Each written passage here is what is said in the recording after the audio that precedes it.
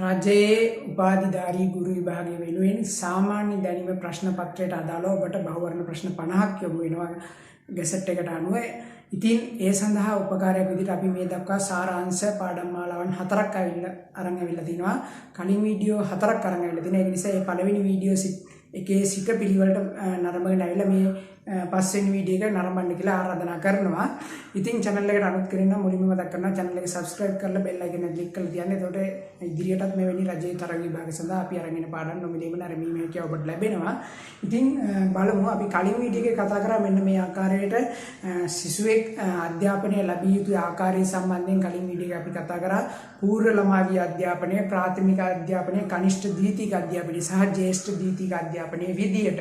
එතකොට 13 වසරක සහතික කළ අධ්‍යාපනයේ පූර්ව ළමා විද්‍යා අතහැරලා මෙන්න මේ අවුරුදු කීපය අරගෙන තිනවා 5යි 4යි 4යි විදියට. එතකොට අපි දැනගන්න ඕනේ මේ එක් අධ්‍යාපනවලදී අපි දන්නවා මෙන්න මේ අවධි වලට බෙදා දක්වලා අපි ඒ අවධියේදී බලාපොරොත්තු වෙන අවශ්‍යතාවය තමයි අපි මුල් ළමා විද්‍යා පූර්ව ළමා විද්‍යා අධ්‍යාපනයේදී අපි බලාපොරොත්තු වෙන්නේ. ඒ කියන්නේ මොන්ටිසෝරි අධ්‍යාපනයේදී අපි බලාපොරොත්තු වෙන්නේ වයස අවුරුදු 3 සිට 5 දක්වා දරුවෙකුට යාව ජීව අධ්‍යාපනය සඳහා පදනම සකස් කර ගැනීම. කියන්නේ මොන්ටිසෝරි අධ්‍යාපනයෙන් බලාපොරොත්තු වෙන්නේ සිසුවා 13 වසරක අධ්‍යාපනය සඳහා යාව ජීව අධ්‍යාපනයට පදනම සකස් කර ගැනීම. ෆවුන්ඩේෂන් එක සාදා ගැනීම තමයි මේ පූර්ව ළමා විද්‍යා අධ්‍යාපනයේ ආරම්භන වෙන්නේ. ඊට පස්සේ අපිට තියෙනවා ප්‍රාථමික අධ්‍යාපනයේ ප්‍රධාන අවධි 3ක් යටතේ පළමු ප්‍රධාන අවධිය, දෙවන ප්‍රධාන අවධිය, තෙවන ප්‍රධාන අවධිය කියලා පළමු ප්‍රධාන අවධියට 1 2 ශ්‍රේණිය අන්තර්ගත වෙනවා.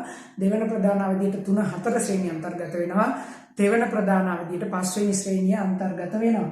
එතකොට මේ ප්‍රාථමික අධ්‍යාපනයෙන් අපි බලාපොරොත්තු වෙන්නේ මූලික ජීවන කුසලතා අධ්‍යාපනය. මූලික ජීවන කුසලතා සම්බන්ධ අධ්‍යාපනය තමයි අපි මූලිකවම බලාපොරොත්තු වෙන්නේ. ඊට පස්සේ අපි වයස අවුරුදු 10න් පස්සේ 6 ශ්‍රේණියේ සිට 9 ශ්‍රේණිය දක්වා ජීවිතය සඳහා අධ්‍යාපනය නැත්නම් කනිෂ්ඨ ද්විතීක අධ්‍යාපනය කියන එක ජීවිතය සඳහා අධ්‍යාපනය කියන ජීවත් වෙන්න ගෙනින තමයි අපි කනිෂ්ඨ ද්විතීක අධ්‍යාපනය සිද්ධ කරන්නේ. ඊට පස්සේ අපිට ජ්‍යෙෂ්ඨ ද්විතීක අවධිය කියන එක ප්‍රධාන අධ්‍යයන දෙකකට බෙදන්න පුළුවන්.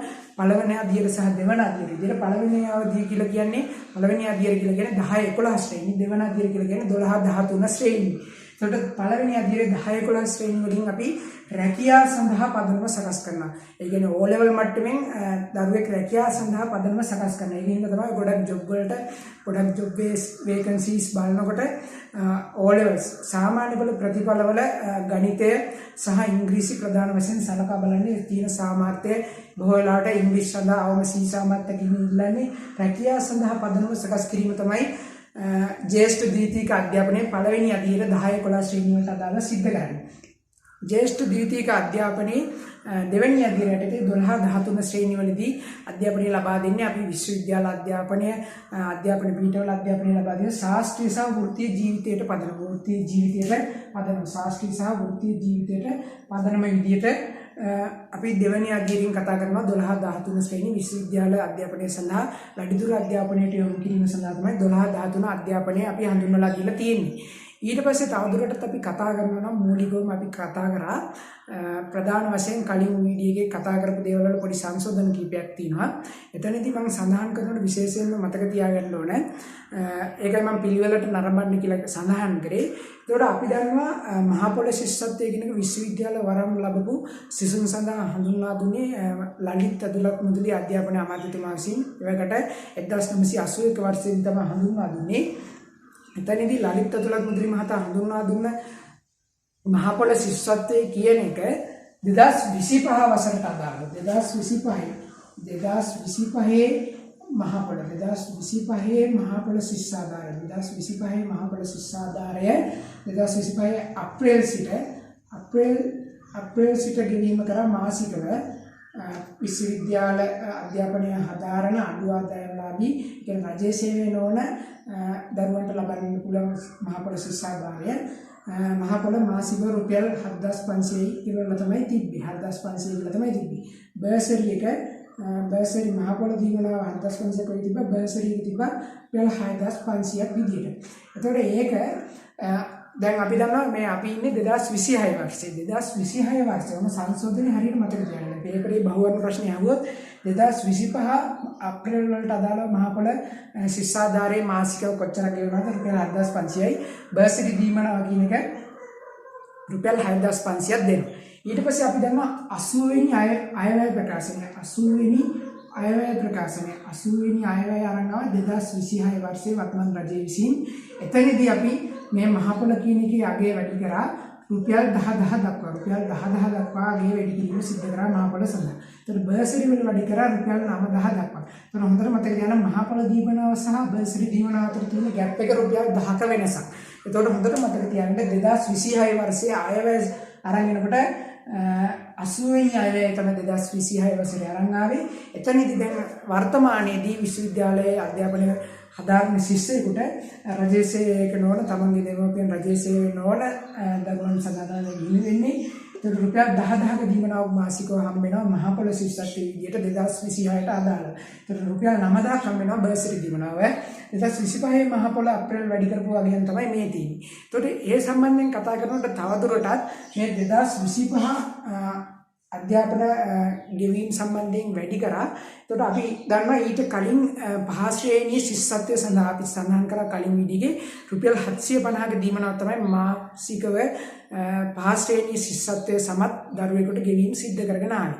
හැබැයි 2025 අප්‍රේල් වලින් පස්සේ ඒක රුපියල් 1500 දක්වා වැඩි කරා. රුපියල් 1500 දක්වා වැඩි කරා පහ ශ්‍රේණිය grade 5 scholarship examination grade 5 එකේ අදාළ ශිෂ්‍යත්ව පාසලේ ශිෂ්‍යත්වයට අදාළ ශිෂ්‍යත්ව මාසික දීමනාව විදිහට අපි දන්න ශිෂ්‍යත්වයේ ආරමුණු දෙකයි ප්‍රධාන ජාතික පාසල් ජනප්‍රිය පාසල් වලට දුෂ්කර පාසල් වල ඉන්න දරුවන්ට ඇතුළීමට වරන් දීම සහ මාසික ශිෂ්‍යත්වයේ මාසික රුපියල් 1500ක ශිෂ්‍යත්වයක් ගෙවීම ආරම්භ කරා 2025 අධ්‍යාපන ප්‍රතිසංස්කරණය යටතේ. දැනට මාසික රුපියල් 1500 බැගින් මේ පහ ශ්‍රේණි ශිෂ්‍යත්වයේ සමත් දරුවන් සඳහා රජය විසින් දීමනාව ලබා දෙනවා grade 5 scholarship එක. එතකොට ඒකත් හොඳට මතක තියාගන්න. අපි කලින් කතා කරේ 2025ට කලින් රුපියල් 750යි තිබ්බේ. ඒක ඩබල් කරලා 1500 බැගින් වර්තමානයේදී ගෙවනවා. අන්න ඒක මතක තියාගන්න. එතකොට 2026 80 අයවැයට අනුව තමයි මහ පොළොව වැඩි කරේ.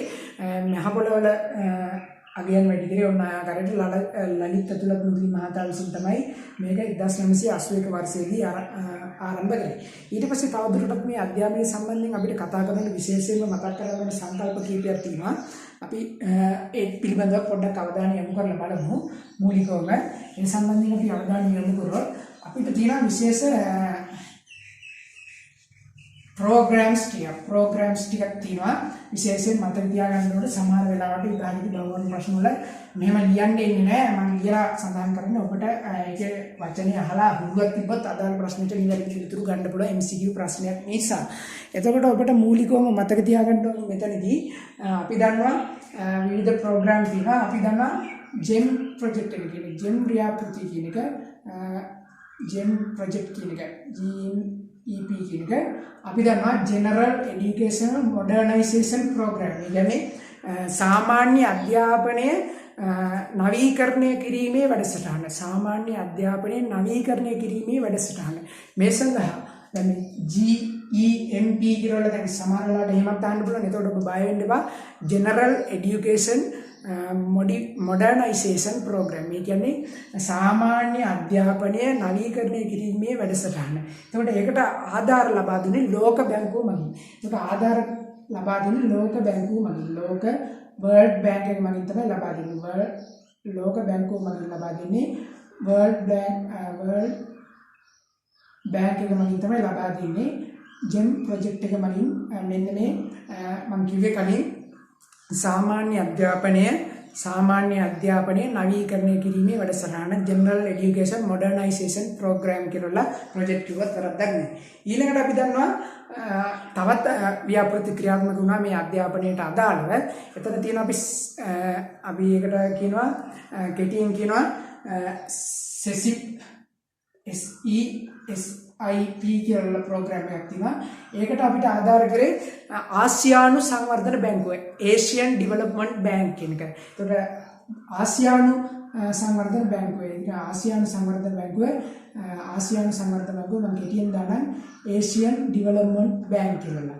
ආසියානු සංවර්ධන බැංකුව මගින් තමයි මේ සෙසිප් කියන එකට ආධාර කරේ. සෙසිප් කියලා හඳුන්වන්නේ ද්විතීයික අධ්‍යාපනයේ අංශයෙන් වැඩි දියුණු කිරීමේ ප්‍රෝග්‍රෑම් එක. කියන්නේ ද්විතීයික අධ්‍යාපනයේ දියුණු කිරීමට තමයි මෙන්න මේ ප්‍රෝග්‍රෑම් එක හඳුන්වලා දුන්නේ. සෙකන්ඩරි එඩියුකේෂන් එක ඩෙවලොප් කිරීමේ ප්‍රෝග්‍රෑම් එක තමයි වැඩි දියුණු කිරීමේ ප්‍රෝග්‍රෑම් එකක් තමයි. ඒකට ආධාර සපයන්නේ ආසියානු සංවර්ධන බැංකුවමයි.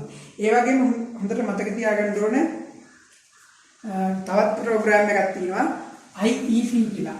IEP කියලා තියෙනවා. ඒ කියන්නේ විශේෂ අවශ්‍යතා සහිත දරුවන්ට විශේෂ අවශ්‍යතා සහිත දරුවන්ට විශේෂ අවශ්‍යතා සහිත දරුවන්ට විශේෂ අවශ්‍යතා සහිත දරුවන්ට විශේෂ අවශ්‍යතා සහිත දරුවන්ට තමයි මේක විශේෂයෙන් හඳුන්වලා දීලා තින්නේ. ජපාන් රජය විසින් JICA ප්‍රෝග්‍රෑම් JICA ආධාරයටදී තමයි මෙන්න මේක ක්‍රියාත්මක වෙන්නේ. විශේෂ අවශ්‍යතා දරුවන්ට IEP ප්‍රෝග්‍රෑම් කියනවා කියනවා. ඒකට ඔය විදිහට විශේෂ අවශ්‍යතා සහිත දරුවන් ඇතුළත් කරගත් අධ්‍යාපනය සඳහා ක්‍රියාත්මක වන ප්‍රෝග්‍රෑම් එක තමයි ඔන්න ඔය විදිහට විශේෂයෙන්ම මතක තියාගන්න මේ GEM ප්‍රොජෙක්ට් කියන එක. ඒක තමයි විශේෂයෙන් වැදගත් වෙන්නේ. ලෝක බැංකුව තමයි ඒකට ආධාර කරන්නේ. ඊළඟට ද්විතීයික අධ්‍යාපනයේ වර්ධනය කිරීම සඳහා අපිට ආසියානු සංවර්ධන බැංකුව ආධාර කරනවා. ඊළඟ විශේෂ අවශ්‍යතා සහිත දරුවන්ගේ අධ්‍යාපන අඩුපාසුකම් තියෙන දරුවන්ට අධ්‍යාපනය ලැබීම සඳහා ආධාර කරන ජපාන් රජයේ අදාළ JICA ආයතනය විසින් තමයි මේ අදාළ කාරණා සිද්ධ කරගෙන යන්නේ. ඒතකොට ඒක හොඳට මතක තියාගන්න ඕනේ විශේෂ කාරණාවක් විදියට. ඒක තමයි විශේෂ දේවල්. ඊළඟට මතක තියාගන්න ඕන මෙහෙමයි සාමාන්‍යයෙන් ගුරුවරු සම්බන්ධයෙන් දෙසට හැරුණොත් ගුරුවරයෙක් සාමාන්‍යයෙන් මූලිකවම අපි දන්නවා පාසලක ගුරුවරයෙක් සාමාන්‍යයෙන් වැඩට එන්න ඕන දවස් ගාන විදිහට බැලුවොත් අපි සාමාන්‍යයෙන් සාමාන්‍ය පාසලක ක්‍රියාත්මක වන දින ගණන සාමාන්‍ය පාසලක් ක්‍රියාත්මක වන පාසලක් ක්‍රියාත්මක වන දින ගණන සාමාන්‍ය අධ්‍යාපන වර්ෂයකට වර්ෂයකට දින 365ක් තිබ්බට පාසල ක්‍රියාත්මක වෙන සාමාන්‍ය දින ගණන සාමාන්‍යයෙන් දින 210යි. ඒතකොට සති විදියට ගත්තොත් සාමාන්‍ය සතියට දවස් 5යි. ඒතකොට 42ක් විදියට ගන්න පුළුවන්. ඒතකොට සාමාන්‍ය දින ගණන 210ක් විදියටත් සති ගණන 42ක් විදියටත් මතක තියාගන්න. ඊට පස්සේ මේ අධ්‍යාපනය ලබා දෙනකොට ගුරුවරයෙක් අවම වශයෙන් සතියකට පැය 15ක කාලයක් අධ්‍යාපනය ලබා දෙන්න ඕනේ. ඒ කියන්නේ ගුරුවරයෙක් අවම වශයෙන් සතියකට පැය 15ක කාලයක් ඉගෙනීම් කටයුතු කරන්න ඕනේ සිසුන් සඳහා. ඒ කියන්නේ පාසල් ක්‍රියාත්මක වෙන සඳුදා සිට සිකුරාදා දක්වා කාලය වෙනකොට සාමාන්‍යයෙන් ගුරුවරයෙක් පැය 15ක කාලයක් අධ්‍යාපනය ලබා දීම සිදු කරන්න ඕනේ. ඒකත් විශේෂයෙන් මතක තියාගන්න පාසල් ගුරු භාවතික සම්බන්ධයෙන්. ඊළඟට අපිට විශේෂ කාරණාවක් සම්බන්ධයෙන් කතා කරන්න තියෙනවා. විශේෂ කාරණා කියන කාරණා දෙකක් සම්බන්ධයෙන් මේ වගේ ප්‍රශ්න පැත්තටත් හැරෙන්න පුළුවන්. දැන් බොහෝ ගුරුවරු උගන්වන මාධ්‍යමේ ඔන්ලයින් ක්‍රම හැමදේම බලපුවාම පේපර් එක හදන කට්ටියට පොඩි chance එකක් තියෙනවා. සමහර වෙලාවට සංඛ්‍යාත්මක දත්ත සහ පුද්ගල සම්බන්ධ පැත්තට පේපර් එක කරගෙන්න පුළුවන්. සාමාන්‍ය දැනීමේ පේපර් එක. නැත්තම් මේක කන්වර්ට් කරන්න පුළුවන්. එහෙම ඩිරෙක්ට් උත්තර පෙන්නේ නැති අර දල අවබෝධයෙන් හිතලා සාමාන්‍ය අධ්‍යාපනයේ තියෙන කුළුණු සම්බන්ධයෙන් අධ්‍යාපනයේ පුළුල් අවබෝධයක් සම්බන්ධ ප්‍රශ්න පැත්තට පේපරේ හැරෙන්න පුළුවන්. සංඛ්‍යාත්මක අගයන් ගොඩක් බොහෝ ගුරුවරු උගන්වන නිසා එහෙම විවිධ විදිහට හැරෙන්න පුළුවන්. 2010න් පස්සේ අධ්‍යාපන ප්‍රවණතා කියලා තිබ්බට සමහර වෙලාවට අතීතයේ වුණත් අහන්න පුළුවන්. මොකද මේක තරඟකාරී විභාගයනේ. අපි ඒක නිසා උපරිම සූදානමකින් යන්න ඕන කියන කාරණා මතක් කරනවා. ගැසට් එකේ කියලා තිබ්බ පරියටම අපි හැමදේම සම්බන්ධයෙන් ටච් කරගෙන ඉඳලා විභාගෙ උපරිම ලකුණු ලබා ගන්න පුළුවන්. මේ සැරේ තියෙන තරඟකාරීභාවය වැඩි නිසා. එතකොට අපි දන්නවා පාසල් ගුරු භාවතෙක් වීමට ගුරු සේවයට බඳවා ගැනීමට 2014 අවුරුද්දේ ගුරු ව්‍යවස්ථාව අනුව අපිට කියලා තියෙනවා වයස 18 සිට 18ට නොඅඩු සහ අවුරුදු 35ට නොවැඩි විදිහට හඳුන්වලා තියෙනවා. එතකොට 2014 හොඳට මතක තියාගන්න 2014 ගුරු ව්‍යවස්ථාවට අදාළව ඒ ගුරු සංශෝධන වලට අදාළව ගුරුවරයෙක් බඳවා ගැනීම වයස් සීමාව වයස අවුරුදු 18ට නොඅඩු සිට 35ට නොවැඩි කියලා තමයි හඳුන්වලා දීලා තියෙනවා. හොඳට මතක තියාගන්න. මේ ප්‍රශ්න අහනකොට ඔබෙන් එහෙම තමයි අහන්නේ. 2014 ගුරු ව්‍යවස්ථාවට අනුව සාමාන්‍යයෙන් ගුරු සේවයට ඇතුළත් වීමේ වයස් සීමාව ලෙස ඔබ සඳහන් කළ යුත්තේ වයස අවුරුදු 18ට නොඅඩු සහ 35ට නොවැඩි කියලා. හැබැයි මේ සැරේ අපි දන්නවා 3-1 ශ්‍රේණිය යටතේ උපාධිධාරී ගුරු භවතුන් බඳවා ගන්නවා. එතකොට 18ට නොඅඩු සහ 40ට නොවැඩි කියලා තමයි විවෘත තරඟ විභාගය. විවෘතයට දැන් ඕපන් සහ ලිමිටඩ් කියලා එක්සෑම් දෙකක් තියෙනවානේ. ඕපන් සහ ලිමිටඩ්. විවෘත සහ ලිමිටඩ් කියලා දෙකක් තියෙනවානේ. ඒකට ඕපන් වලට සීමාව 18 සිට 40 දක්වා. ලිමිටඩ් එක කියන්නේ රජයේ සේවයේ දැනට තින්න අය. ඒ කියන්නේ DO ලා වගේ ඒ කියන්නේ ඩෙවලොප්මන්ට් සංවර්ධන නිලධාරී එහෙම විවිධ තවත් රජයේ නිරත වන අයට ලිමිට් එක හඳුන්වලා තියෙන්නේ 18 සිට 45 දක්වා. මේක හොඳට මතක තියාගන්න. දැන් 2014 කියලා ගත්තොත් තමයි අපිට වයස අවුරුදු 18ට නොඅඩු 35ට නොවැඩි කියන කාරණාව සහ අනිකුත් උත්තර පහෙත් මේ වගේ උත්තර නැත්තම් මේක තමයි ගන්න ඕනේ. 2014ට අනුව සාමාන්‍යයෙන් ගුරු සේවයට බැඳෙන්න තිබිය යුතු අවශ්‍යතාවය තමයි මේක. හැබැයි මේ සැරේ එක්සෑම් එක තියන අයට ඒජ් ලිමිට් එක විවෘතයට 40යි සීමිතයට රජයේ සේවයේ දැනට බිඳුවයට 45 විදිහට හඳුන්වලා දීලා තියෙනවා. ඒක විශේෂයෙන්ම මතක තියාගන්න ඕනේ මේ ගුරු සේවයට ඇතුළත් කිරීම සම්බන්ධයෙන්. ඒකට ඕපන් විවෘතයටත් ආචාර්ය හරිනි අමරසූරිය මැතිණිය කිව්වා 45 දක්වා මේ සීමාව ගේනවා කියන එක කොහොමත් වයස අවුරුදු දක්වා මේ ගුරු විභාගය සඳහා. ඒකට මේ කාරණා සම්බන්ධයෙන් පොඩ්ඩක් ටච් එකක් තියාගන්න අදාළ ප්‍රශ්නයක් ආවොත් වැඩි කරලා ලකුණු ගන්න. එච්චරයි මතක තියාගන්න ඕනේ. ඊට පස්සේ මේ වයස සීමාව ගත්ත ගමන් මම කිව්වා පැය 15ක කාලයක් වීක් එකට උගන්වන්න ඕන. ගුරුවරේ පැය 15කට කාලයක් අවම වශයෙන් උගන්වන්න ඕන 1 week ඒ කියන්නේ එක සතියකට ගුරුවරයෙක් උගන්වන්න ඕන පැය 15ක කාලයක්. පැය 15ක කාලයක් අනිවාර්යෙන් අධ්‍යාපනය ලබා දෙන්න ඕන. ඒක මූලිකව මතක ගන්න. අපි කලින් විදිහේ කතා කරා යෝජිත නව අධ්‍යාපන ප්‍රතිසංස්කරණය යටතේ කාලච්ඡේදයක් සඳහා විනාඩි 50ක් මිනිත්තු 50ක් වෙන් කරලා තියෙනවා කියන එක අපි කලින් වීඩියෝ එකේ කතා කරා. ඊට පස්සේ මම විශේෂයෙන්ම යුනෙස්කෝ පැත්තට හැරෙන්න. යුනෙස්කෝ කියන එක පිළිබඳව යුනෙස්කෝ එකෙන් සම්බන්ධයෙන් තමයි අධ්‍යාපන සම්බන්ධ ඔය දිනු ක්‍රීම් මේ සම්බන්ධ කාරණා කරන්නේ ලෝකයට අදාළවම. ඒතකොට එතනදී පොඩ්ඩක් මම යුනෙස්කෝ කියන එකේ නම තමයි United Nation ඊයක උරක් යනවනේ. ඒතකොට යුනෙස්කෝ කියනකොට United Nation Education and Scientific and Organization කියලා තමයි ඉන්නේ. Cultural Organization. UNESCO කියන එකේ තේරුම දැනගන්න ඕනේ. UNESCO කියන එකේ තේරුම දැනගන්න ඕනේ. UNESCO කියන එකේ තේරුම දැනගන්න ඕනේ. මේක තියෙන්නේ පැරිස් වල තමයි තියෙන්නේ. පැරිස් නගරවල තමයි තියෙලා තියෙන්නේ මේක මූලස්ථානය. මේක කියන අකුරු වලින් කියන තේරුම දැනගන්න. U කියන්නේ United, N කියන්නේ Nation, E කියන්නේ Educational. UNESCO කියලා කියන්නේ U කියන්නේ United, N කියන්නේ Nation, E කියන්නේ Education, S කියන්නේ Scientific and C කියන්නේ Cultural Organization. පැරිස් නගරවල තමයි පිටලා තියෙන්නේ UNESCO මූලස්ථානය. ඒකෙන් තමයි අධ්‍යාපනයට අදාළ ප්‍රතිපත්ති නිෂ්පාදනය කිරීම සිද්ධ කරන්නේ. ඒතකොට UNESCO අනුව අධ්‍යාපනයේ ප්‍රධාන කුළුණු 4ක් හඳුන්වලා දීලා තියෙනවා. අධ්‍යාපනයට අදාළව ප්‍රධාන කුළුණු 4ක් හඳුන්වලා දීලා තියෙනවා. මූලික වශයෙන් UNESCO කියන එකේ තේරුම දැන් ගන්නවා. එක්සත් ජාතීන්ගේ අධ්‍යාපනික, විද්‍යාත්මක සහ සංස්කෘතික සංවිධානය කියලා මතක තියාගත්තා. හරි සිංහලෙන් මතක තියාගන්න. ඒ අදාළව සිංහල තේරුමත් ගොඩනගා ගන්න පුළුවන්. ඒකට ප්‍රධාන වශයෙන් කුළුණු United Nations එකේ අධ්‍යාපනය සම්බන්ධ කුළුණු 4ක් තියෙනවා. ප්‍රධාන වශයෙන් කුළුණු 4ක් තියෙනවා. ඒකට ඒක හොඳට මතක තියාගන්න. මම ඉංග්‍රීසි තේරුම කියන දෙවෙනි එක ඊට පස්සේ කියන්න. පළවෙනි එක කියන්නේ learning to know. learning to know කියලා. ඒ කියන්නේ දැනුම සඳහා අධ්‍යාපනය, දැන ගැනීම සඳහා අධ්‍යාපනය. ඒක තමයි මූලික දේ. සිංහලෙන් කියන්නේ learn to know. ඒ කියන්නේ දැනුම සඳහා අධ්‍යාපනය. ඒ කියන්නේ මේක සම්බන්ධයෙන් වෙලාවට ඉරිගන්න ප්‍රශ්න අහන්න පුළුවන්. UNESCO විසින් ප්‍රකාශිත අධ්‍යාපනයට අදාළ කුළුණු 4න් එකක් වන්නේ හෝ කුළුණු 4ට අදාළ නොවන කරුණ වන්නේ වගේ ප්‍රශ්නයක් අහන්න පුළුවන්. එතකොට ඔබ මතක තියාගන්න ඕනේ දැනුම සඳහා අධ්‍යාපනය. මේක learn to know කියන්නේ දැනුම සඳහා අධ්‍යාපනය. ඊළඟට තියෙනවා දැනුම සඳහා අධ්‍යාපනය. ඊට පස්සේ තියෙනවා අපිට දැනුම සඳහා අධ්‍යාපනය learn to learn කියලා තියෙනවා. learn to learn කියලා. ඒ කියන්නේ learn to learn කියන්නේ ඉගෙනීම සඳහා දැනුම ඉගෙනුමට ඉගෙනීම. learn to learn කියලා එකක් තියෙනවා. ඊළඟට තියෙනවා learn to live together. learn to live together කියලා එකක් තියෙනවා. ඒ කියන්නේ සාමූහිකව ජීවත් වීමට ඉගෙනීම. ඊළඟට learn to be ඔන්න විදිහට හතරක් තියෙනවා. ඔන්න ඔගේ සිංහල තේරුම් ටික හොයාගන්න පුළුවන්. ඒ කියන්නේ ඉගෙනීම සඳහා ඉගෙනීම, ඊට පස්සේ දැනුම සඳහා දැනුම සඳහා ඉගෙනීම, ඉගෙනුමට ඉගෙනීම, ඊට පස්සේ සාමූහිකව ජීවත් වීමට ඉගෙනීම, ඊට පස්සේ දැනුම සඳහා ඉගෙනීම. මේ learn to be කියන අවස්ථා හතර අධ්‍යාපනයේ ප්‍රධාන කුළුණු හතරක් විදිහට තියෙනවා. යුනෙස්කෝ විසින් ප්‍රකාශිත පැරිස් අගනුවර තමයි බීලා තියෙන ප්‍රධාන කුළුණු හතරක් තියෙනවා.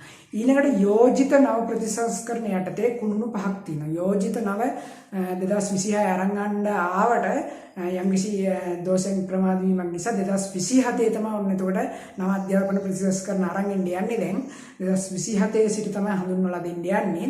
එතකොට පළමු වරට 2027 වසරේ තමයි හඳුන්වා දෙන්නේ 6 ශ්‍රේණිය සිට හඳුන්වා දෙන්න යන්නේ. එතකොට මූලිකවම මතක තියාගන්න ඕනේ 2029 වසරේ තමයි පළමු වරට O level එකක් තියෙන්නේ අලුත් ප්‍රතිසංස්කරණ යටතේ. එතකොට නව ප්‍රතිසංස්කරණ වලට අදාළව නව ප්‍රතිසංස්කරණ වලට අදාළව කුළුණු තියෙනවා 5. නව ප්‍රතිසංස්කරණ වලට අදාළව කුළුණු 5ක් තියෙනවා. ඒකත් හොඳට මතක තියාගන්න ඕන. නව ප්‍රතිසංස්කරණ වලට අදාළව කුළුණු 5ක් තියෙනවා. පළවෙනි එක තමයි විෂයමාන. ඒ කියන්නේ විෂය නිර්දේශයේ සංවර්ධනය කරනවා. මේ නව ප්‍රතිසංස්කරණ වලට අදාළව තමයි මම මේ කතා කරගෙන යන්නේ. යුනෙස්කෝ වලට සම්බන්ධ 4 මේ ටික තමයි. ඒකේ සිංහල තේරුම අප දැනගන්න පුළුවන්. මේකේ අදාළ එක තේරුම් ගන්න පුළුවන්. දැනුම සඳහා අධ්‍යාපනය, ඉගෙනුම සඳහා අධ්‍යාපනය, සාමූහික ජීවිත සඳහා අධ්‍යාපනය, මේ විදිහට යාව ජීව අධ්‍යාපනය විදිහට මූලිකව තියෙනවා. ඒතකොට නව අධ්‍යාපන ප්‍රතිසංස්කරණ යටතේ ප්‍රධාන කුළුණු පහක් ගැන තමයි දැන් කතා කරන්න යන්නේ. ඒතකොට මම කිව්වා වගේ නව ප්‍රතිසංස්කරණ යටතේ ඔබ දැනගන්න ඕන පළවෙනි මම ප්‍රධාන පහ කියලා ඉන්නම්. එතකොට අවශ්‍ය කෙනෙක්ට නැවත බලා ගන්න පුළුවන්. පළවෙනි දේ තමයි විෂයමාලා, විෂය නිර්දේශයේ සංවර්ධනය. දෙවෙනි එක තමයි මානව සම්පත සංවර්ධනය. ඒ කියන්නේ ගුරුවරුන්ගේ දැනුම වැඩි කිරීමට ගුරුවරු පුහුණු කරන්න පුළුවන්, ළමුන්ගේ අධ්‍යාපනය වැඩි කරන්න ඒකත් කරන්න පුළුවන්. එතකොට අධ්‍යාපනය කියන එක සම්බන්ධය. එතකොට විෂය නිර්දේශයේ සංවර්ධනය, මානව සම්පත් සංවර්ධනය, ඊට පස්සේ යටිතල පහසුකම් සංවර්ධනය. යටිතල පහසුකම් කියන පාසල් වල තියෙන විද්‍යාගාර, අඩුලුඩුකම්, බිල්ඩින් වල අඩුපාඩු හදන එක, ඒවට අදාළ උපකරණ සැපේ මෙහෙම. එතකොට දැන් තුනක් කතා කරා. පළවෙනි එක තමයි විෂයමාලා, විෂය නිර්දේශයේ සංවර්ධනය, මානව සම්පත් සංවර්ධනය, යටිතල පහසුකම් සංවර්ධනය, ඊළඟට තක්සේරුකරණය සහ ඇගයීම. ඒ ලබා දුන්නාට පස්සේ අධ්‍යාපනයේ තක්සේරු කිරීම සහ ඇගයීම කරගන්න. එතකොට තක්සේරු කිරීම සම්බන්ධයෙන් කතා කරනවා. තක්සේරු කිරීම සම්බන්ධයෙන් කතා කරනකොට මම කලින් වීඩියෝ කරා සම්භවන සහ සම්පීඩන ඇගයීම. සම්භවන සහ සම්පීඩන ඇගයීම. සම්භවන සහ සම්පීඩිත ඇගයීම. සම්පීඩන ඇගයීම කියන වර්ග දෙකක් කතා කරා. එතකොට අලුත් අධ්‍යාපන ප්‍රතිසංස්කරණයේදී සම්භවන ඇගයීම වලට තමයි ફોකස් කරලා තියෙන්නේ. එතකොට අර අධ්‍යාපනයේ තියෙන තරඟකාරී බව අඩු කරලා ඉවරලා මොකක්ද කරලා තියෙන්නේ? වාර විභාග සංකල්පය පොඩ්ඩක් අඩු කරලා ළමයින්ට අධ්‍යාපනයේ පුළුල් කරලා තිනවා. අර තරඟකාරී බව අඩු කරලා තියෙනවා. සම්පීඩන ඇගීම් වලට ලබා දෙන ලකුණු percentage එක අඩු කරලා තියෙනවා. 130ක් සම්පීඩන. ඒ කියන්නේ වාර අවසාන විභාග සඳහා 130කුත් අධ්‍යාපනය ලබා දෙන කාලය තුල ඇගීම් සඳහා 70කුත් ලබා දෙනවා. මේක හොඳටම නිවැරදි පටලවා ගන්න එපා. අධ්‍යාපනය ලබා දෙන සීමාව තුළ ගුරුවරයා විසින් කරන ඇගීම් වලට ලබා දීලා තියෙනවා 70කුත් සම්පීඩන. කියන්නේ වාර විභාග, වාර අවසාන විභාග අවසානීය කරන ඒවාට ඒකට 130යි දීලා තියෙනවා. ඒතකොට විභාග කේන්ද්‍රීය අධ්‍යාපන ක්‍රමයෙන් පහතට අයින් කරලා දානවා. ඒකට ළමයින්ට දැනුම සඳහා ඉගෙනීම කියන සංකල්පය උඩට ළඟ වෙලා තියෙනවා. ඒකට අධ්‍යාපනයේ නව ප්‍රතිසංස්කරණයට අදාළ කුළුණු පහක් තමයි අපි කතා කරන්නේ. ඊයේ පළවෙනි එක තමයි විෂය නිර්දේශයේ සංවර්ධනය, දෙවෙනි එක තමයි මානව සම්පත් සංවර්ධනය, තුන්වෙනි එක තමයි යටිතල පහසුකම් සංවර්ධනය, හතරවෙනි එක තමයි තක්සේරු සහ ඇගයීම කිරීම. තක්සේරු සහ ඇගයීම කිරීම. ඊට පස්සේ පස්වෙනි එක තමයි මහජන සහභාගීත්වයේ ප්‍රවර්ධනය. මහජන සහභාගීත්වයේ ප්‍රවර්ධනය කියන්නේ ජනතාව දැනුවත් කිරීම සහ මහජන සහභාගීත්වයේ ප්‍රවර්ධනය කිරීම. ජනතාව දැනුවත් කිරීම සහ මහජන සහභාගීත්වයේ ප්‍රවර්ධනය කියන්නේ අධ්‍යාපනය සම්බන්ධයෙන් ජනතාව තුළ, සාමාන්‍ය ජනතාව තුළ තියෙන ආකල්ප දියුණු කිරීමෙන් තමයි මෙන්න මේ අධ්‍යාපනයේ කුළුණු පහ. ඒතකොට නැවත වතාවක් සාරාංශයක් විදිහට මම නැවත වතාවක් කියලා ඉවර කරන්නම්. මොකක්ද? විෂය නිර්දේශයේ සංවර්ධනය, මානව සම්පත් සංවර්ධනය, යටිතල පහසුකම් සංවර්ධනය, ඇගයීම සහ තක්සේරුකරණය, සම්පීඩන සම්භාවන කියලා ඇගයීම කර දෙකක් තියෙනවා. ඊට පස්සේ පස්වෙනි එක තමයි මහජන සහභාගීත්වයේ ප්‍රවර්ධනය කියන එක. ඔන්න ඔය විදිහට තමයි අධ්‍යාපනයේ කුළුණු නවසල් ප්‍රතිසංස්කරණයට අදාළව පහකුත්, යුනෙස්කෝට අදාළව හතරකුත් තියෙනවා. ඒකට පැරිස් අගනුවර තමයි තියෙන්නේ. යුනෙස්කෝ කියන්නේ United Nations Education Scientific and Cultural Organization කියන එක. එක්සත් ජාතීන්ගේ අධ්‍යාපනික විද්‍යාත්මක සහ සංස්කෘතික සංවිධානය කියලා මතක තියාගන්න. අධ්‍යාපනයේ කුණු 4ක් තියෙනවා. ඒකත් මතක තියාගන්න. ඉංග්‍රීසි වලින් මතක තියාගන්න ඕන. අර විදිහට සිංහල තේරුම මතක තියාගත්තා නම් මේ ටික මතක තියාගත්තම ඔයාලට සිංහල අයිඩියා කියනවා. ඒක මම මේ ඉංග්‍රීසි වලින් ලිව්වේ. ඒකට ඔයාලට අයිඩියා කියනවා. නැත්නම් සිංහල වචන සමහර ඒවා හුරු නෑ. ඒකයි ඔය ට්‍රස්ටඩ් සෝස් එකක් අරගෙන තමයි මම මේ කතා කරේ. එතකොට ඊළඟට අපිට වැදගත් වෙනවා විශේෂම කාරණාව තමයි පන්ති කාමර තුල අධ්‍යාපනය. දැන් වර්තමානයේ අධ්‍යාපනය කරනකොට අපි විශේෂ සංකල්පයක් හඳුන්වලා තියෙනවා blended learning කියලා. blended learning කියලා කියන්නේ සාමාන්‍යයෙන් අපි පාසල් ගිහිල්ලා පන්ති කාමරය තුල ලබා දෙන අධ්‍යාපනය සහ මම දැන් ඔබට උගන්වන ක්‍රමවේදය ඔන්ලයින් ක්‍රමයේ කියන ක්‍රම දෙකම උගන්වලා මික්ස් කරලා උගන්වන එක. ඒකට අපි කියන්නේ blended learning කියලා. blended learning කියලා තමයි හඳුන්වන්නේ පන්ති කාමර තුල අධ්‍යාපනය සහ ඔන්ලයින් කියන දෙක. ඔන්ලයින් කියන එකයි පන්ති කාමර කියන එක. ක්ලාස්රූම් පන්ති කාමර තුල ඍජුව උගන්වන එකයි පන්ති කාමර තුල ඍජුව උගන්වන එකයි ඔන්ලයින් අධ්‍යාපනය මික්ස් කරන එකට අපි කියනවා blended learning කියලා. ඒ කියන්නේ blended learning කියලා කියන්නේ මේ දෙන්නගේ මික්ස් එක. ඒ කියන්නේ පන්ති කාමර සහ ඔන්ලයින් ක්‍රම මගින් දෙකෙන්ම පාසල් ගුරු භාවිතය ගුරුවරුන්ට උගන්වනවා නම් අන්න ඒක තමයි වැදගත් කාරණාව වෙන්නේ. ඊට පස්සේ අපිට වැදගත් වෙන විශේෂ සංකල්පයක් තියෙනවා තවත් inclusive learning කියලා. ඒ කියන්නේ අන්තර්කරණ අධ්‍යාපනය. ඒකත් එහෙමයි. ඊට පස්සේ අපිට වැදගත් වෙනවා ටිකක් අර පාසල් සම්බන්ධයෙන් කතා කරනකොට විවිධ පාසල් වර්ග හඳුන්වලා දෙනවා. එතනින් පොඩ්ඩක් විශේෂ පාසල් වර්ගයක් තියෙනවා ඉසුරු පාසල් කියලා. ඉසුරු පාසල් කියලා කියන්නේ ඉසුරු පාසල් කියන්නේ 2007 වර්ෂයේ තමයි මම හඳුන්වලා දුන්නේ. ඉසුරු පාසල් කියන්නේ 2007 වර්ෂයේ තමයි හඳුන්වලා දුන්නේ. 2007 වර්ෂයේ ඉසුරු පාසල් කියන එක හඳුන්වලා දුන්නා. කුමක් නිසාද හඳුන්වා දුන්නේ? ජනප්‍රිය පාසල් සහ ජාතික පාසල් සඳහා තියෙන තරඟය අවම කිරීම සඳහා තමයි මේ ඉසුරු පාසල් හඳුන්වා දුන්නේ. මතක තියාගන්න ජනප්‍රිය පාසල් සහ ජාතික පාසල් සඳහා තියෙන තරඟය අවම කිරීම සඳහා තමයි මේ ඉසුරු පාසල් කියන සංකල්පය අරන් ආවේ. ඒක හොඳට මතක තියාගන්න. ජනප්‍රිය පාසල් සහ ඉසුරු පාසල් කියන එක ඔබ හොඳට මතක තියාගන්න. ඊළඟට විශේෂයෙන් හිතපු ගමන් දැන් පේපරේ දැක්ක ගමන් කන්ෆියුස් වෙන්න සමහර වචන දානවා. හැබැයි ඔයා දන්නම එකක් තමයි දාන්නේ. ඉතින් හොඳට මතක තියාගන්න. මෙන්න මෙහෙම වචනයක් තියෙනවා. හොඳට මතක තියාගන්න. මම කෙටි යෙදුම් සම්බන්ධව විශේෂයෙන් මතක් කරන්නේ. SACTD ඔන්නම අකුරු දැක්ක ගමන් බය වෙන්න එපා. පොඩ්ඩක් හිතලා බලන්න මොකද්ද මේ අකුරු වලට එන්න පුළුවන් කියලා. ඒතර මෙතන කියලා තියෙන්නේ South Asian Center for Teaching Development. ඒ කියන්නේ South Asian Center for Teaching Development. ඒ කියන්නේ දකුණු ආසියාතික ගුරුවරු සංවර්ධනය කිරීමේ කේන්ද්‍රය. හරි මධ්‍යස්ථානය. අන්න ඒක තමයි වැදගත්. ඒකට අපි කලින් කතා කරානේ නීපේ කියලා. අන්න ඒ වගේ දේවලුත් වෙනවා. බොහෝ සිසුන්ට අර වචනේ දන්නේ නැතුව ප්‍රශ්න කෙලව ගන්න එකත් අපරාධයක් නෙමෙයි. ඒකින්ද හොඳට තේරුම් ගන්න දකුණු ආසියාතික ගුරු සංවර්ධන මධ්‍යස්ථානයේ පිටලා තියෙන මීපේ ප්‍රදේශයේ එහෙම වුත් ඔබ දන්නවා එකපාරම මෙහෙම නිකන් SACTD කිව්ව ගමන් නිකන් බය වෙලා යනවානේ. ඒකින්ද තමයි මම කිව්වේ South Asian Center for Teaching Development. ඒකත් හොඳට මතක තියාගන්න. ඔය විදිහට මතක් වෙනකොට මම මේක එක කාරණා මතක් කරගෙන යන්නේ ඉගෙනීමක් අර පිළිවෙලට කරන්නේ නැත්තේ අර සාරාංශයක් විදිහට ඔබට අර එක තැන් වලින් ඉගෙන ගත්ත ඒවා ඔන්ලයින් රිසෝස් වලින් ඉගෙන ගත්ත ඒවා විවිධ ගුරුවරුන්ගේ ක්ලාස් වල ඉගෙන ගත්ත ඒවා සමරි එකක් විදිහට එක එකට මික්ස් කරලා පේපරේ එන ආකාරයෙන් ඔබට මතක් කරගෙන ඉන්න තමයි මේ වීඩියෝ මාලාව අරන් ඉන්නේ. අරන් ආපු මුල් වීඩියෝ 4ත් මේකත් පිළිවෙලට බලාගෙන આવත් තමයි හරියට අවබෝධයක් එන්නේ. වීඩියෝ 5 තිබ්බ දෝෂ නිවැරදි කරලා මේ අවසාන වීඩියෝ මාලාව හරහා අපි කරන්නේ මෙච්චර දවස් ඉගෙනගත්ත දේවල් ඔබ තුල දැනුම කේන්ද්‍ර කරලා අර පැයක තුල කාලෙ ඉක්මනට මතක් කරගෙන ඉන්න තමයි මෙහෙම කරගෙන යන්නේ. ස්පීඩ් එක වැඩි නම් ස්ලෝ කරලා බලන්න පහසුකම YouTube තුල සකසලා තියෙනවා. දැන් ස්පීඩ් එක වැඩි නම්. එතකොට SACTD කියලා මීපේ ප්‍රදේශයේ ඔන්නෝකට TCTD කියන ඔන්නෝමයි. ඔක හොඳට මතක තියාගන්න.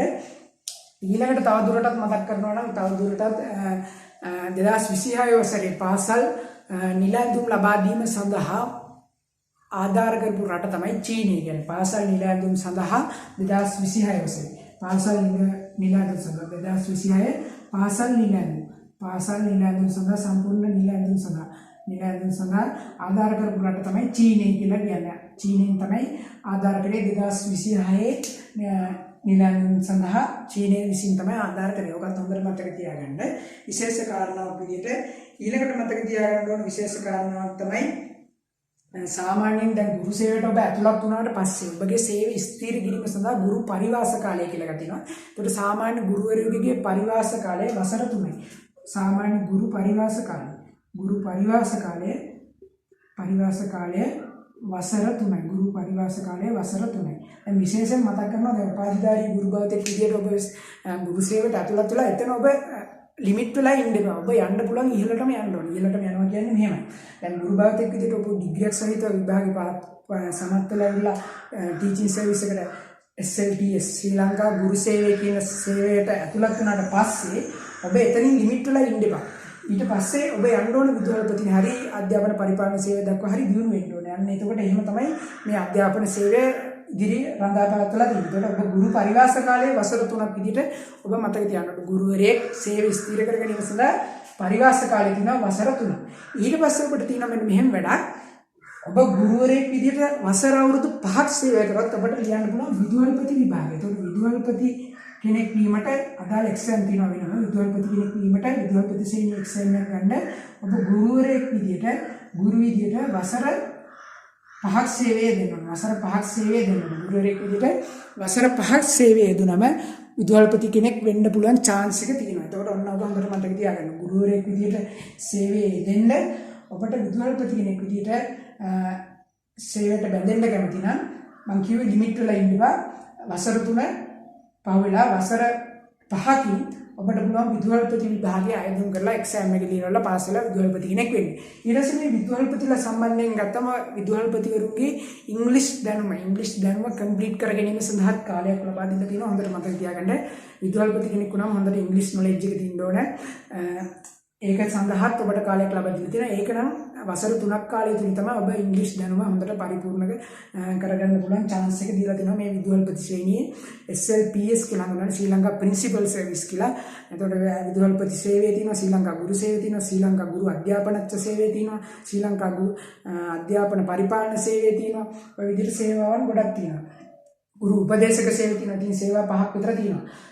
ගුරු සේවයට අදාළව ශ්‍රී ලංකා ගුරු සේවය SLTS SLPS කියන්නේ ශ්‍රී ලංකා විදුහල්පති සේවය, ඊට පස්සේ ගුරු අධ්‍යාපනඥ සේවය ශ්‍රී ලංකා, ඊට පස්සේ ගුරු උපදේශක සේවය, අධ්‍යාපන පරිපාලන සේවය විදිහට සේවාවන් 5ක් තියෙනවා. ඉතින් ඔබ මෙතනින් ලිමිට් වෙලා ඉන්න බා උපාධිධාරී පුද්ගලයෙක් විදිහට උපාධිධාරිය පුද්ගලයෙක් විදිහට ගුරු සේවයට ඇතුළත් වෙලා ඔබ ඉහළටම යන්න කියලා සුබ ප්‍රාර්ථනා කරනවා. ඒක විදුහල්පති කෙනෙක් වෙන්න ආසාවෙන් ඉන්නවනම් ඔබට මේ විදුහල්පති ශ්‍රේණියට ඇතුළත් වෙන්න ගුරු සේවයේ වසර 5ක් පහු වෙනකොට ඔබට ඒ කියන්නේ වසර 5 කම්ප්ලීට් කරලා තියෙනවා නම් ඔබට මේ විදුහල්පති සේවයේ ගැසට් වෙලා තිබ්බත් එක්සෑම් එකක් ඒක ලියලා ඔබට විදුහල්පති ශ්‍රේණිය දක්වා යන්න පුළුවන්.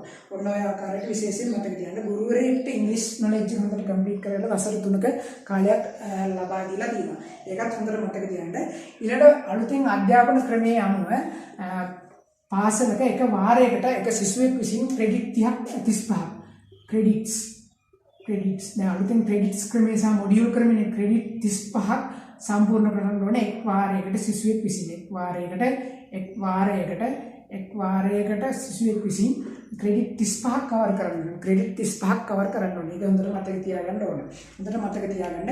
ඊළඟට මම විශේෂ කාරණා ටික ඉක්මනින් මතක් කරගෙන යන්නම්. අපි දන්නවා දැන් අධ්‍යාපනය සම්බන්ධ ප්‍රකාශන සම්බන්ධනොත් ඔබගෙන් අහන්න පුළුවන්. එතකොට ඔබ හොඳට මතක තියාගන්න. ලෝක දිනියේ හැකි ප්‍රබලතම අවිය අධ්‍යාපනය කියලා ප්‍රකාශ කරේ නෙල්සන් මැන්ඩලා අධ්‍යාපනඥතුමිය විසින්. නෙල්සන් මැන්ඩලා මහත්මිය විසින් තමයි සඳහන් කරේ.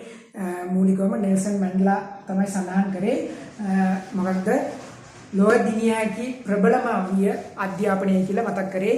ඒක හොඳට මතක තියාගන්න විශේෂයෙන්. මේ විදිහට අධ්‍යාපන සම්බන්ධ විශේෂ ප්‍රකාශත් මතක තියාගන්න. ඊළඟට හිස අත හද කියන්නේ 3H සංකල්පය. 3H සංකල්පය කියලා කියනවා. හිස අත හද.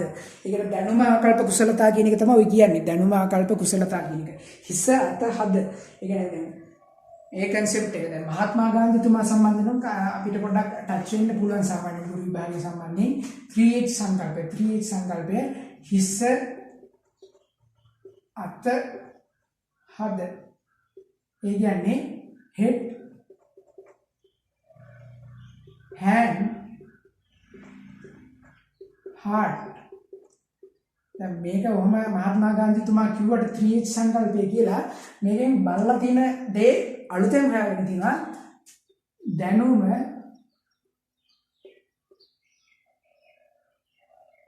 කුසලතා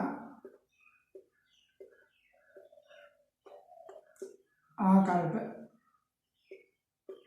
මොන විදිහට සංකල්ප ටික හඳුන්වලා දීලා තියෙනවා. කුසලතා ආකල්ප විදියට. ඒ කියන්නේ දැන් මෙන්න මේ තුන කනෙක්ට් වුණොත් තමයි ශිෂ්‍යයෙක් තුළ අධ්‍යාපනය සම්පූර්ණ වෙන්නේ කියලා මහත්මා ගාන්ධිතුමා විසින් ප්‍රකාශ කළා තියෙනවා. ඒක තමයි විශේෂ කාරණාව. ඒතකොට හිස අත හද කියන සංකල්පය අනුව අධ්‍යාපනය ලැබිය යුතුයි කියලා මහත්මා ගාන්ධිතුමා කියලා තියෙනවා ඉන්දියාවේ හිටපු අධ්‍යාපනවේදියෙක්. එතකොට නෙල්සන් මැන්ඩලා විසින් කියලා තියෙනවා මොකක්ද?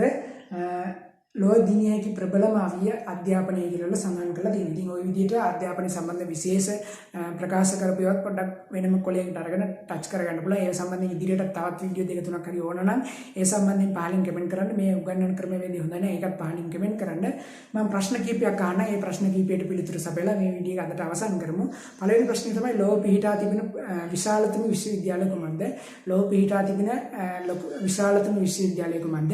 දෙවෙනි ප්‍රශ්නේ තමයි ශ්‍රී ලංකාවේ පළමු විශ්වවිද්‍යාල උපකුලපතිවරයා කවුද? ශ්‍රී ලංකාවේ ප්‍රධාන උපකුලපතිවරයා කවුද? පළමු එක්කෙනා. පළවෙනි ප්‍රශ්නේ තමයි ලෝක විශාලතම විශ්වවිද්‍යාලය කුමක්ද? ශ්‍රී ලංකාවේ පළමු ප්‍රධාන උපකුලපතිවරයා කවුද? ශ්‍රී ලංකාවේ පළමු සිංහල ප්‍රධාන උපකුලපතිවරයා කවුද? අන පළමු උපකුලපතිවරයා කවුද? සිංහල උපකුලපතිවරයා කවුද? හොඳට මතක තියාගන්න. ප්‍රශ්න පහක් අහන්නේ. ඊළඟට ශ්‍රී ලංකා විශ්වවිද්‍යාල ප්‍රතිපාදන කොමිසම කියන්නේ UGC රෙජිස්ටර්ඩ් විශ්වවිද්‍යාල ගණන කොපමණද? විශ්වවිද්‍යාල ප්‍රතිපාදන කොමිසම් සභාව මගින් ක්‍රියාත්මක වන විශ්වවිද්‍යාල ගණන කොපමණද? විශ්වවිද්‍යාල ගණන කොපමණද? UGC එක සතු විශ්වවිද්‍යාල ගණන කොපමණද? හොඳට මතක තියාගන්න.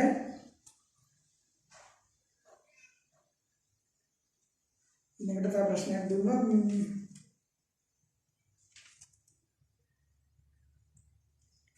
ඊළඟට හොඳට මතක තියාගන්න. දැන් ප්‍රශ්න 3-4ක් දුන්නා නේද? පළවෙනි තමයි ලෝක විශාලතම විශ්වවිද්‍යාලය කුමක්ද? පළමු උපකුලපතිවරයා කවුද? පළමු සිංහල උපකුලපතිවරයා කවුද? UGC එක සතු විශ්වවිද්‍යාල ගණන කොපමණද? UGC එක සතු විශ්වවිද්‍යාල ගණන කොපමණද? ශ්‍රී ලංකාවේ පළමු දහම් පාසල කුමක්ද? ශ්‍රී ලංකාවේ පළමු දහම් පාසල කුමක්ද? ඔන්න ඔය ප්‍රශ්න පහ සඳහා පිළිතුරු පහලින් කමෙන්ට් කරන්න. වීඩියෝ මේ විදිහටම තව වීඩියෝ දෙක තුනක් හරි හතරක් හරි ඕන ප්‍රමාණයක් තියෙනවා නම් මේ උගන්වන ක්‍රමවේදය හොඳයි නම් ඒකත් පහලින් කමෙන්ට් කරලා වීඩියෝ හොඳයි කියලා හිතෙනවා නම් අනිවාර්යෙන් ලයික් එකක් දාලා අපිට ෆීඩ්බැක් එකක් දෙන්න. වීඩියෝ තව ඕන නම් අනිවාර්යෙන් පහලින් කමෙන්ට් කරන්න. මේ අවසාන ප්‍රශ්න පහට උත්තරත් පහලින් කමෙන්ට් කරන්න අමතක කරන්න එපා. තවත් මේ වීඩියෝ වටිනා වීඩියෝ ඉදිරියේදී මුණ ගැහෙනතුරු අදට මේ වීඩියෝ එක අවසන්. වීඩියෝ එක හොඳයි නම් අනිවාර්යෙන් ලයික් එකක් දාන්න.